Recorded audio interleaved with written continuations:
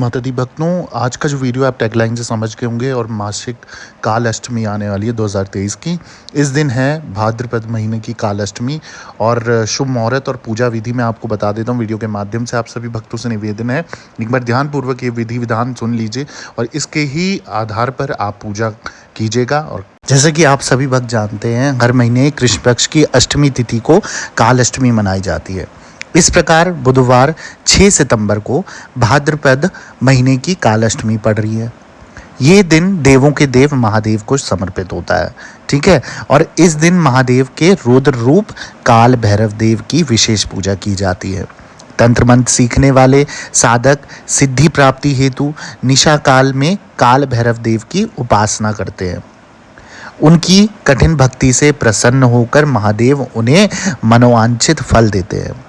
धार्मिक मत है कि काल अष्टमी पर भगवान शिव की पूजा करने से साधक को सभी प्रकार की सांसारिक कष्टों से मुक्ति मिलती है, साथ ही साधक की समस्त प्रकार की मनोकामनाएं यथाशीघ्र पूर्ण हो जाती हैं।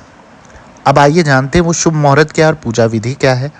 सबसे पहली बात, अगर मैं शुभ मुहूर्त की करूं, भाद्रपद महीने के कृष्ण पक्ष की अष्टमी दोपहर को 3:37 यानी कि 3:37 से शुरू होकर अगले दिन यानी कि 6 सितंबर को ये शुरू हो जाएगी 3:37 से, और अगले दिन 7 सितंबर को ये संध्या काल यानी कि शाम के समय पे 4:14 यानी कि 4:14 पे ये एंड हो जाएगी, समाप्त हो जाएगी, ठीक है।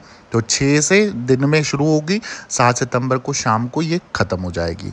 काल भैरव देव की पूजा निशा काल में होती है, ये सबको जानकारी होगी। नहीं पता तो मैंने बता दिया है कि निशा काल में ही इनकी पूजा अर्चना मंत्रोच्चारण ये सब करना है।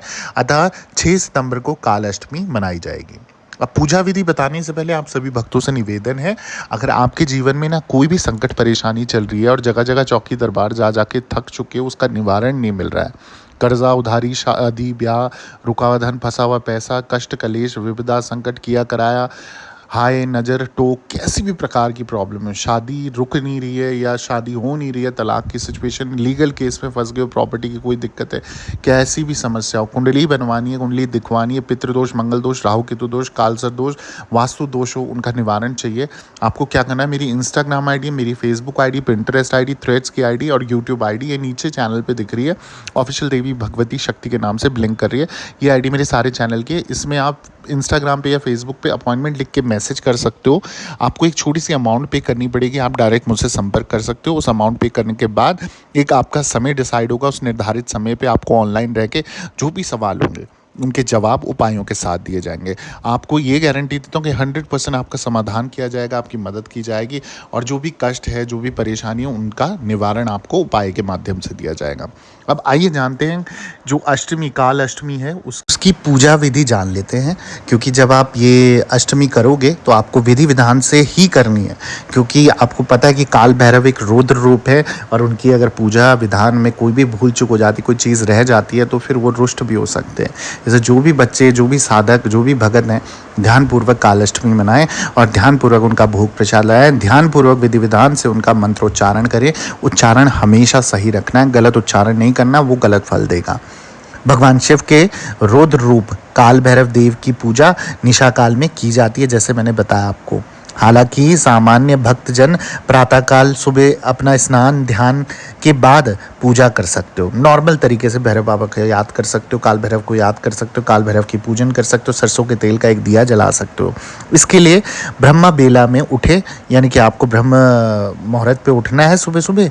दैनिक कार्यों से निवृत्त होने के बाद गंगा जल युक्त पानी से स्नान कर लें, ठीक है। अब आचमन कर स्वयं को शुद्ध करना है आपको।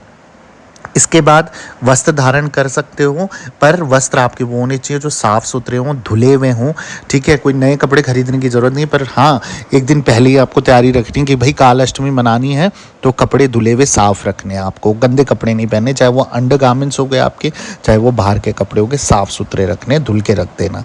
अब क्या करना है, आपने अपना ये नित्य कर्म सब कुछ अपना निपटा लिया, फिर सूर्य देव को जल अर्घ देना है। इसके बाद सबसे पहला काम ये करना है वस्त्र धारण करने के बाद। इसके पश्चात आपको 1600 उपचार कर भैरव देव की पूजा विधि विधान से करनी है, मतलब 16 तरीके से जो पूजा विधान होता है। अब इस समय और क्या चीज़ ध्यान रखनी है, एक तो शिव चालीसा, शिव स्तोत्र का पाठ और मंत्र जाप उनका ज़रूर करना है। ओम नमः शिवाय का कर सकते हो, जो पंचाक्षरी मंत्र है उसका जाप कर सकते हो।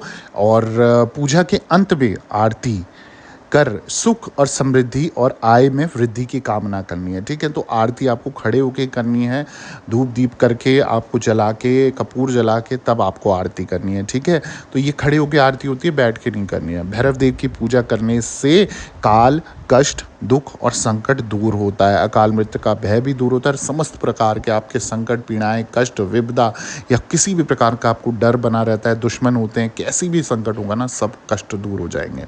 विशेष कार्यों में सिद्धि हेतु व्रत रख सकते हो आप, कि अगर कोई आपकी एक कोई कामना है, आपको संकल्प करना है या भैरव बाबा से आपसे कुछ काम करवाना है या कुछ इच्छा है या दर्शन करने हैं, तो इस दिन पे आप व्रत भी कर सकते हो।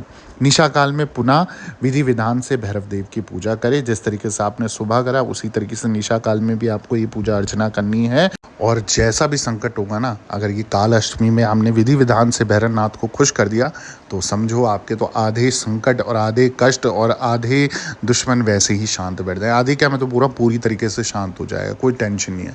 ठीक है, इसके अलावा अगर वीडियो पसंद आया, जय भैरवनाथ, जय माँ काली या जय माता दी लिख के कमेंट कर दे और ज़रूरतमंद लोगों के साथ ये वीडियो शेयर कर दें। पसंद आया तो लाइक कर दो, चैनल सब्सक्राइब कर दे। बाकी दरबार से बने रहें। ऑफिशियल देवी भगवती शक्ति में जुड़ने के लिए और वीडियो सुनने के लिए धन्यवाद। जय माता दी, जय माँ डाट काली।